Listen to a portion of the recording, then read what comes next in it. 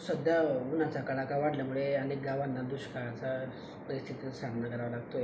एक पाणीपुरवठा मंत्री म्हणून काय नियोजन झालेलं आहे आपलं? आणि टंचाई आराखड्याच्या या ठिकाणी माहिती आहे सगळीकडे जळगाव जिल्ह्यामध्ये असेल किंवा महाराष्ट्रामध्ये या तालुका स्तरावर आमदार, तहसीलदार, BDO यांच्या माध्यमातून त्याची पूर्ण माहिती केल्यानंतर टंचाई आराखडा तयार केला जातो आणि कोणत्या महिन्यामध्ये कुठल्या गावाला कशी गरज लागणार आहे याची पूर्ण माहिती ही ब्लॉक डेव्हलपमेंट ऑफिसरपासून तर तहसीलदारपर्यंत या ठिकाणी दिलेली असते आणि गावाच्या पातळीवर ज्या ज्या सूचना वेळेवर येत असतात त्या त्या पद्धतीनं त्या गावाला पाण्याचा प्रश्न कसा सोडवता येईल याच्याकरता प्रशासन काय मदत करत असतं.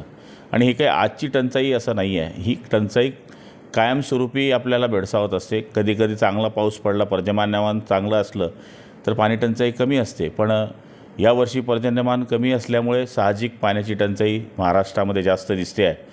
पण तरीसुद्धा आमच्या परीनं विहीर अधिकृत करण्याचा विषय असेल, इंधन विहीर अधिकृत करण्याचा विषय असेल, TPSW असेल आणि सगळ्यात शेवटचा पर्याय म्हणजे टँकरचा विषय असेल तर टँकरचे सुद्धा अधिकार आम्ही यावेळेसुद्धा प्रांतांना दिलेले आहे, जेणेकरून शेतकऱ्यांना किंवा माणसांना या ठिकाणी पाण्याकरता जास्त वंचित राहता कामा नये.